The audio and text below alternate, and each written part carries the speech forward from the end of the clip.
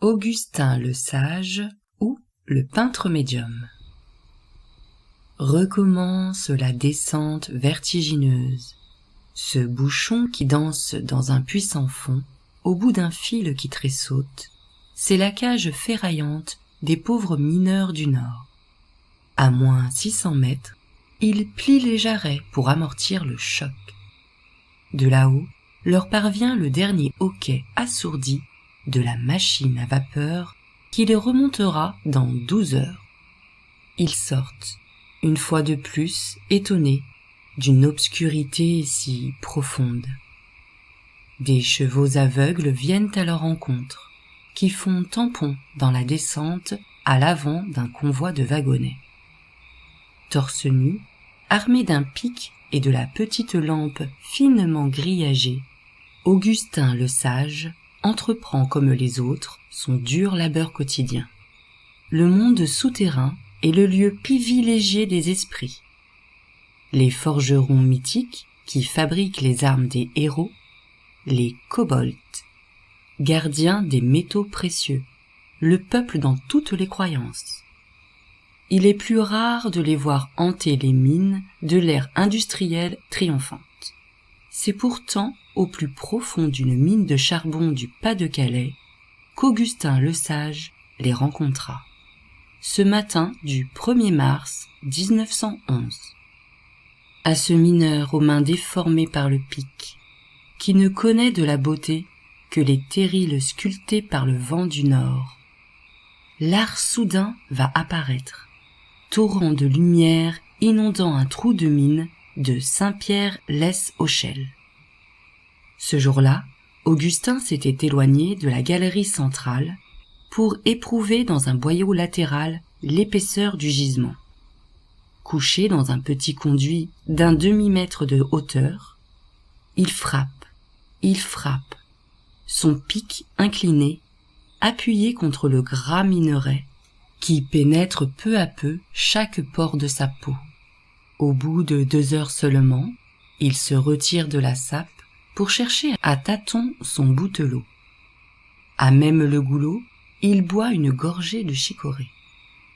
Il prête l'oreille à un grondement lointain.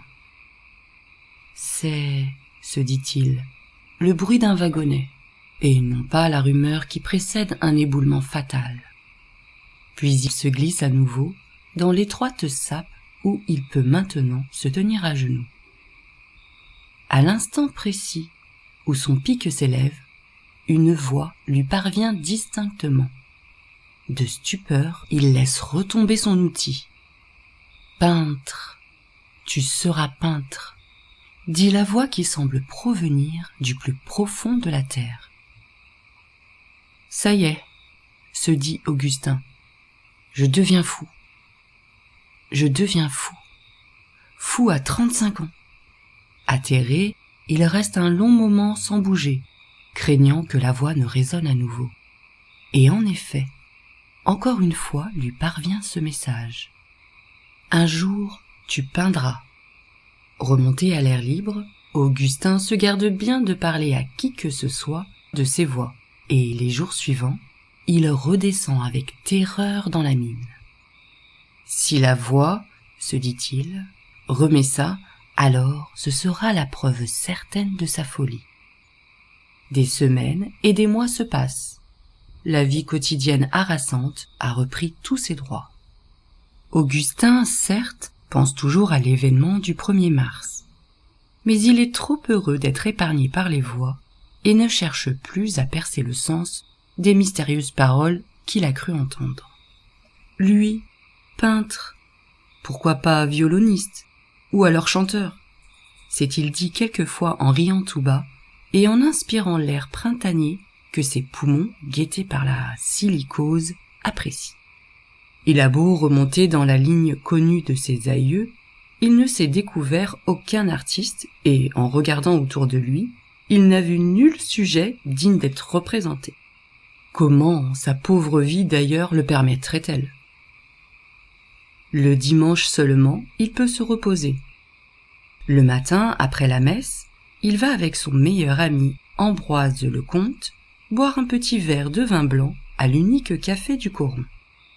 L'après-midi, avec son Irma et ses 2 enfants, qui sont de bons écoliers, il se promène parmi les petits jardins chétifs qui bordent la cité minière.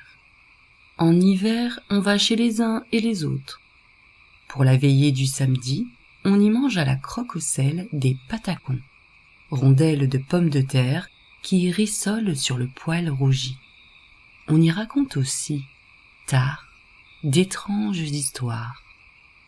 Toute la semaine de 4 heures du matin à 4 heures de l'après-midi, les hommes sont au fond à gratter le charbon avec pour tout viatique le briquet de pain et de fromage. Dure et morne vie. Augustin le sait et, parfois, quand le charbon martyrise trop son corps cassé au fond du trou, il se redit « Peintre, moi, elles sont bien cruelles, les voix qui ont osé me dire ça. » Il se rappelle que plus de 15 ans auparavant, quand il faisait son service militaire à Lille, ses camarades l'avaient entraîné un dimanche au Palais des Beaux-Arts. Augustin trouvait le temps long, au café où ses copains de régiment ne pensaient qu'à se dissiper. Rien de comparable pourtant à l'ennui que lui avait infligé cette visite. Vraiment, pensait-il, la peinture était bien la dernière des choses qui viendraient étancher cette soif de connaissance et de changement qu'il éprouvait comme la plupart des hommes de sa condition. Près d'1 année après ce jour de mars fatidique, un de ses camarades mineurs, qui avait travaillé quelque temps à la ville, lança au beau milieu d'une conversation de café. « Savez-vous que les esprits existent? Qu'on peut même discuter avec eux? Je viens de lire cela. Ça s'appelle le spiritisme. » Plus tard, quand sa vie aura été totalement bouleversée par le message venu d'ailleurs, Augustin dira qu'il fut à nouveau saisi par ces paroles. Le spiritisme, se dit-il alors, ne serait-ce pas l'explication de mes voix? Il y en a fallu du courage au petit mineur d'Azel pour se rendre à Suy-le-Noble, chez Jean Béziat, un guérisseur qui donne aussi des conférences sur le spiritisme. Il a fallu toute la détermination passionnée de son ami Ambroise pour qu'il se décide. Au fond, ce qu'il craint, c'est d'être ridicule. Mais comme il n'aura pas de questions à poser et pas de réponse à donner, que risque-t-il? Et puis, peut-être le guérisseur pourra-t-il le soulager du mal de rein qui le brise parfois dans son lit, dont le matelas est bourré de simples feuilles de fougère. Le guérisseur lui a remis 2 livres, Jeanne d'Arc médium et Après la mort. Déjà, son esprit s'échauffe et il brûle de connaître davantage ces réalités qui échappent à l'entendement, uniquement parce qu'il n'est pas encore assez vaste, assez exercé. Les groupes spirites, est-il écrit dans un des livres, évoquent les esprits en se tenant par les mains autour d'une table légère. Un soir, avec Ambroise Lecomte et un autre ménage de mineurs, Augustin se lance dans le spiritisme expérimental. Nous étions à peine depuis 10 minutes avec nos mains sur la table, quand un craquement se fit entendre. Mes cheveux se dressèrent sur la tête. Mes camarades aussi avaient peur. Nous étions persuadés que les esprits allaient apparaître et parler. Tout d'un coup, la table se soulève, elle vacille et vient me frapper 5 fois très fort. Je dis aux camarades « Mais ça me fait mal !» L'un d'eux demande « Est-ce le sage qui est médium ?» La table frappe un coup, ce qui, selon nos conventions, veut dire oui. Elle se soulève de nouveau et vient encore me frapper. Et ce petit guéridon allait si vite. C'est tout ce que nous avons eu la première séance. Très intéressés par ce début qui nous étonna, nous décidâmes de faire une séance tous les jeudis à 8 heures du soir. Quand la semaine suivante, le petit groupe se réunit à nouveau, les choses ne traînent pas. La main d'Augustin se met à trembler, et malgré lui, il écrit sur une feuille de papier le message suivant. Les voix que tu as entendues sont une réalité. Un jour, tu seras peintre. Prends à la lettre ce que nous te disons, et ta mission s'accomplira. Bonjour monsieur, je voudrais des tubes de couleur. Bien sûr monsieur, vous êtes peintre? Pas trop. Qu'allez-vous peindre? Un paysage peut-être? Je ne sais pas. Devant l'embarras de son client, monsieur Porriche, le directeur de la droguerie, dispose devant lui une quantité de tubes et de pinceaux. Comme si elle était tirée par des fils invisibles, la main d'Augustin se déplace et choisit une quinzaine de tubes et 3 pinceaux. L'homme a un visage intéressant, se dit le commerçant. Un regard franc et clair. Mais quel curieux comportement. Piqué de curiosité, monsieur Porriche lui dit « Vous savez, moi aussi je suis un peintre du dimanche. On pourrait peut-être découvrir ensemble des jolis coins, échanger des conseils. »« Attendez toujours un moment, » lui dit Augustin. Avec son cornet en poche, il s'enfuit sans se retourner. Il est à ce point ignorant du sens qu'il faut donner au message des esprits que, rentré chez lui, il se demande si, en fait, ceux-ci ne veulent pas qu'il badigeonne tout bonnement sa cuisine, qu'il embrasse en quelque sorte la carrière de peintre en bâtiment. Pour économiser ses belles couleurs neuves, il fixe tout de même une feuille de papier sur le mur, répartit les couleurs sur sa palette et s'empare d'un pinceau, le plus gros des 3. Oh, miracle! Il lui semble qu'il se met à prendre vie et à se mouvoir malgré lui. Son sujet, en tout cas, qu'il peint sans modèle, prend rapidement tournure. Quelques jours plus tard, il reçoit une lettre d'avis lui demandant de se présenter le dimanche matin suivant à la gare voisine. On lui remet une sorte de drapeau, enroulé sur lui-même et haut de près de 3 mètres. « Mais ce n'est pas pour moi, vous vous trompez, » proteste Augustin. « Mais si, le nom et l'adresse correspondent exactement. C'est bien à vous, » lui répond le fonctionnaire. Avec son camarade Ambroise, le sage charge l'encombrant colis sur son épaule et se glisse à travers les rues étroites du Coron, persuadé que toute la petite colonie des mineurs va en faire des gorges chaudes. Il se rappelle qu'il avait passé commande en ville d'une petite toile dont il n'avait pas précisé les dimensions. Qui donc a pu inspirer un achat aussi démesuré? Quand la toile est déroulée, elle occupe l'espace de tout un mur. « Je vais la découper en petits morceaux, » dit Augustin à son camarade. Au moment où il va porter les ciseaux sur la toile, sa main se met à trembler intensément. Il commence à avoir l'habitude. Il saisit un crayon et sa main écrit « Ne découpe pas la toile. Elle se fera. Tout s'accomplira. » Voilà comment a commencé l'aventure prodigieuse d'Augustin le Sage, peintre médium. Une aventure qui devait durer 40 ans et se traduire par la confection de plus de 900 tableaux absolument stupéfiants, sans que le mineur renonce à son métier ou qu'il abandonne les petits logements de pièces des austères cités minières du Nord. À 4 heures de l'après-midi, le jour tombe vite en hiver. Le sage se précipite chez lui et se met devant l'évier pour se laver et se changer. Aussitôt après, il commence à peindre. Après 12 heures d'un esclavagisme physique harassant, d'où tire-t-il les ressources que sa peinture très particulière exige? Dès que je commence à peindre, dit-il, ma fatigue s'envole comme par enchantement. Je peux peindre 3 heures sans m'arrêter. Le dimanche, au lieu d'aller se promener comme autrefois avec ses camarades, il peint également. Dans quel but? Pour quel rapport? Alors que ces tubes de peinture et la toile coûtent si cher.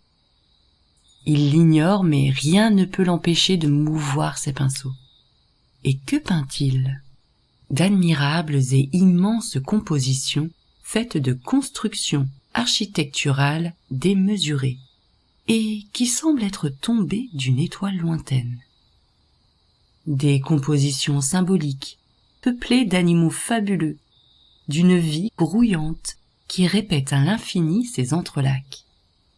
Rythmée et comme enserrée par des formes dont l'harmonieuse symétrie occupe chaque parcelle de la toile. Comme si le pauvre mineur craignait de dilapider un peu d'espace ou de ne pas pousser assez loin les explorations que lui commandent les esprits.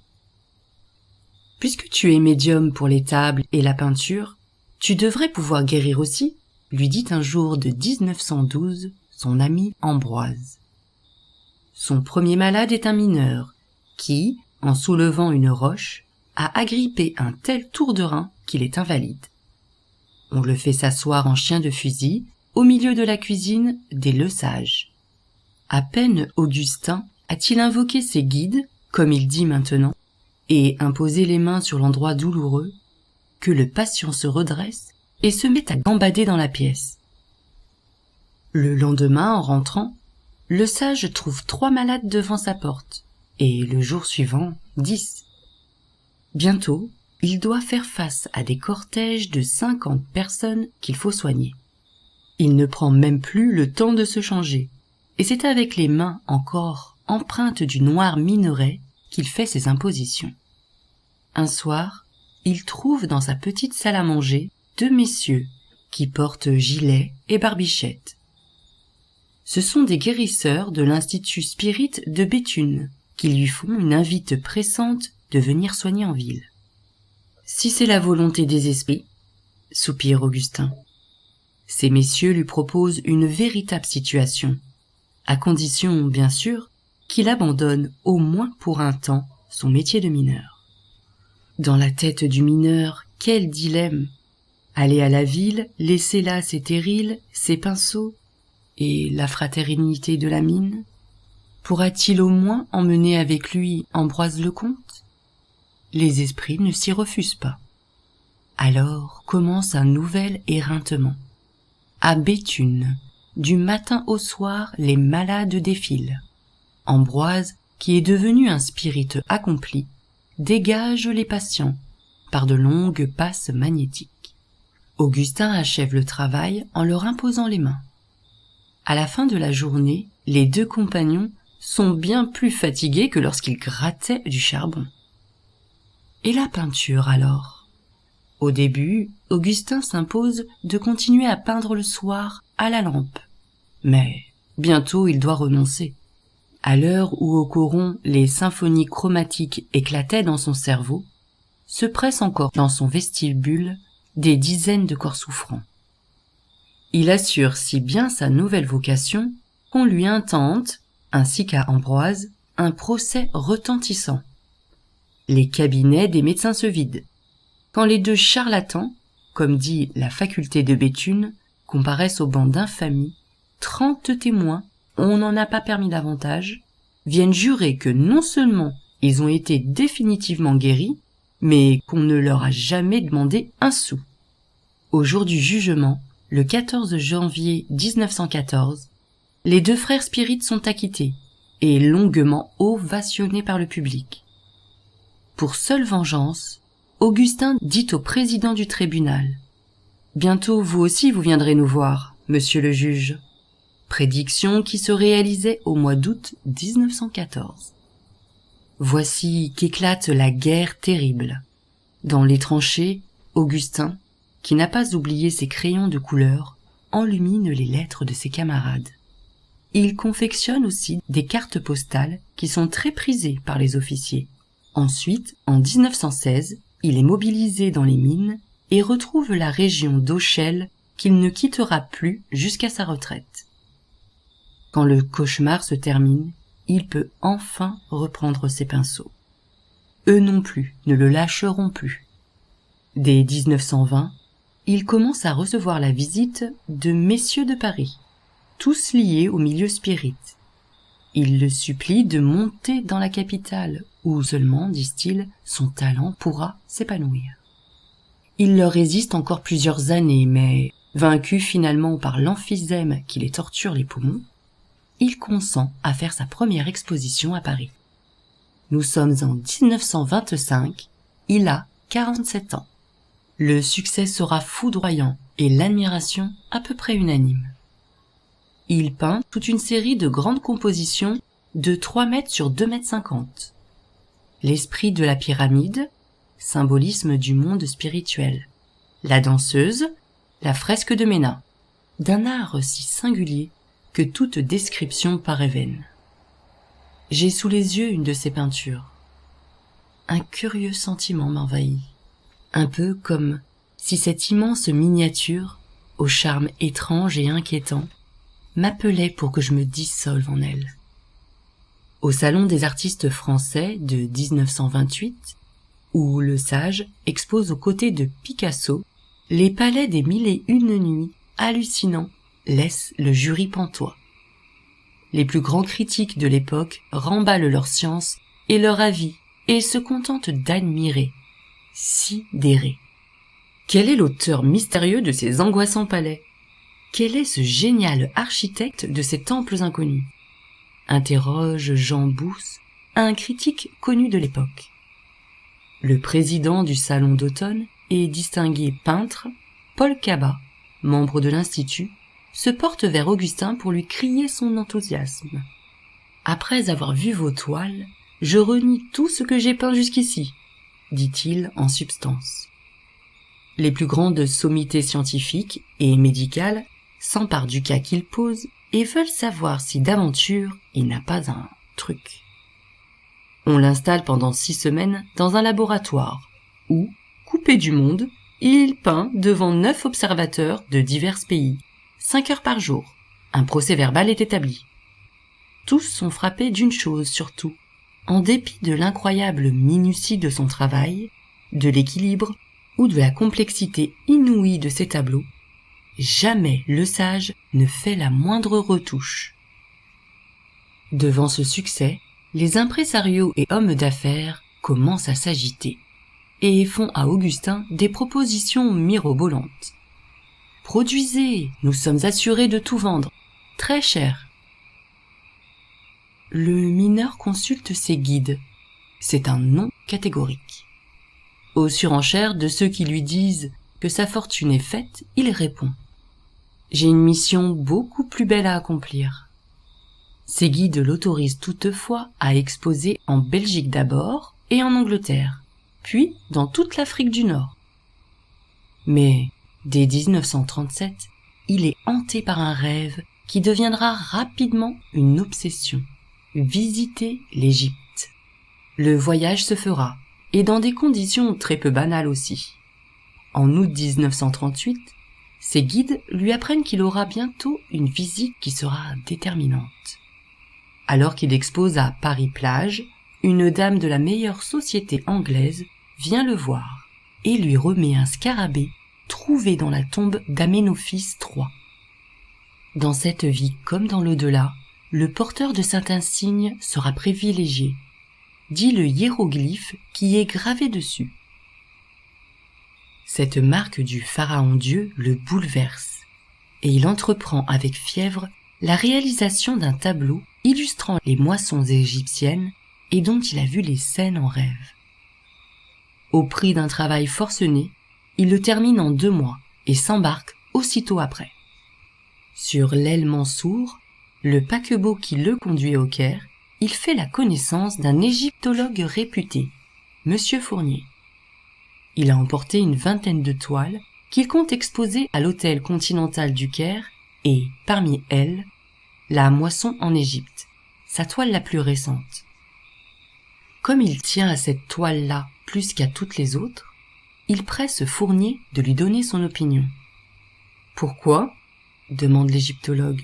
« Parce que mes guides m'ont révélé que l'original de cette peinture existe en Égypte et qu'il me sera donné de la voir. » Sourire dépité du savant qui pense aussitôt avoir affaire à un illuminé. Arrivé au pays des pharaons, Augustin parcourt dans la foulée tous les grands sites archéologiques des bords du Nil. À la fin, ils arrivent dans la vallée des Reines et on leur propose de visiter le tombeau d'un tailleur de pierre de Ramsès II, qui, en échange de ses services, a eu le droit d'ériger son propre tombeau. Précédé du guide et accompagné de quelques compagnons de voyage, Augustin s'engage dans une galerie qui s'ouvre un peu à l'écart du village et, après quelques dizaines de mètres sous terre, il tombe dans une chambre funéraire qui contient une vingtaine de sarcophages empilés contre une paroi. Sur le mur opposé, il découvre une grande fresque, admirablement conservée, qui vient d'être découverte. Son cœur manque de s'arrêter. C'est la réplique exacte de sa propre toile, ou plutôt, c'est la peinture qui, au-delà des mers, lui a servi inconsciemment de modèle. Écrasé de surprise et d'émotion, Augustin reste un bon moment effondré contre un des sarcophages. Bientôt, c'est une joie délicieuse, ineffable qui le pénètre, le submerge, et il a l'impression que son sang se transforme en une matière infiniment fluide et légère.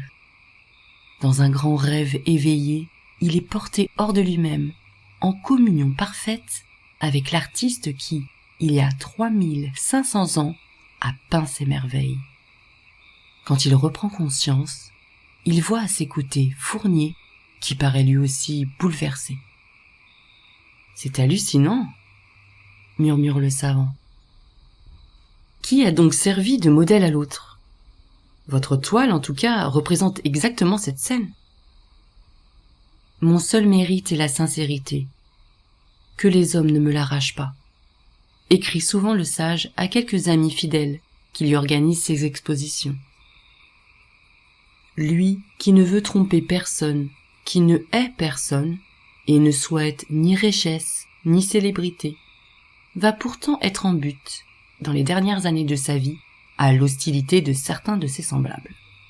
C'est entre 1950 et 1953 qu'il peint avec difficulté ses dernières toiles, car il est presque aveugle. L'une d'elles est acquise par le président Roosevelt, qui ne s'en séparera jamais. Un dimanche de février 1954, la pluie s'acharne sur ce petit village de Burbure entre les terrils boueux des cataractes noires. Sur la petite maison de l'étrange artiste, la mort descend sans hâte.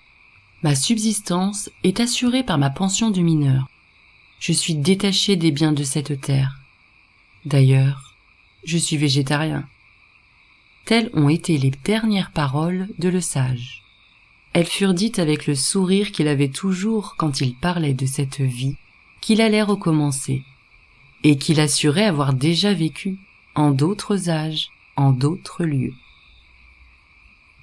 Partie réponse à l'incrédule. Dans cette histoire, vous ne donnez guère à voir.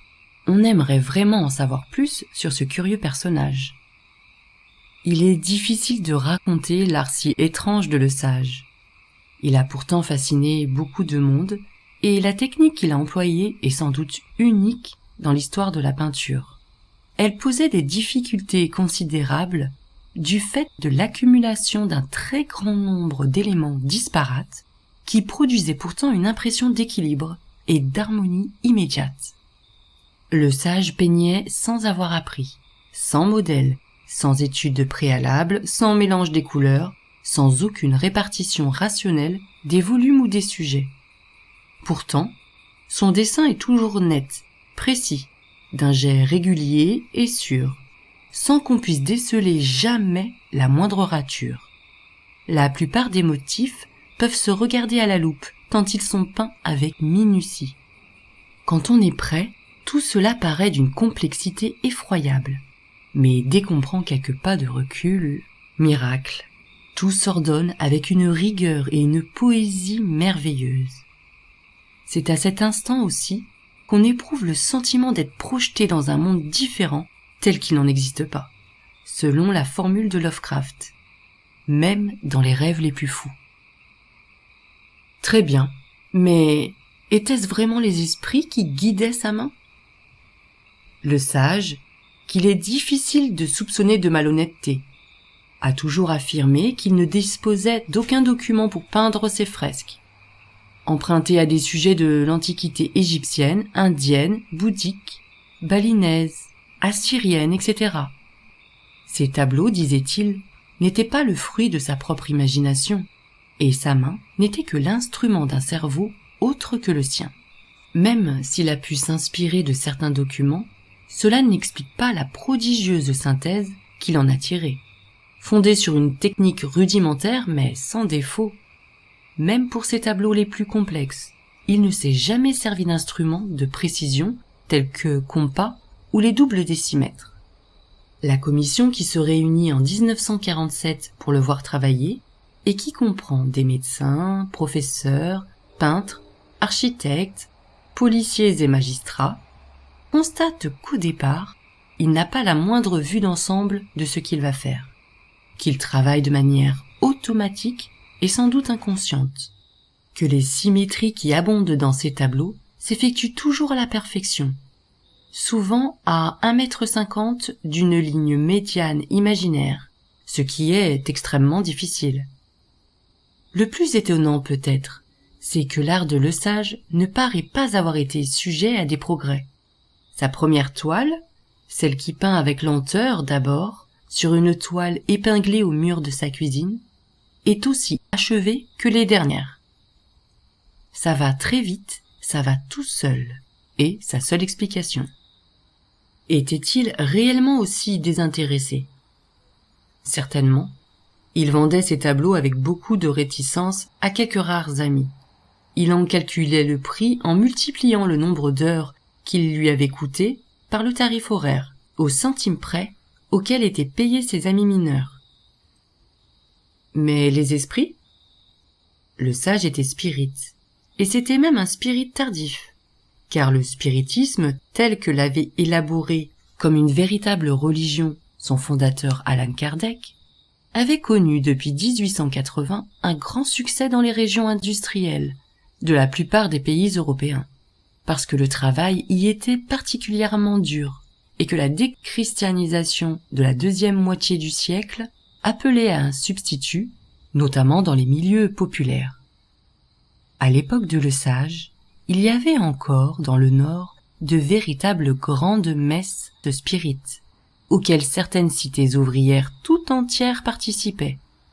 On y chantait, on récitait des psaumes à l'intention des esprits, qui étaient censés se manifester pour opérer des guérisons, mais surtout pour parler de l'au-delà. Cet au-delà dont les frontières avec la terre n'étaient pas imperméables pour les spirites, et où tous les morts communiaient et attendant d'être réincarnés dans une autre vie qu'on espérait meilleure. Point final.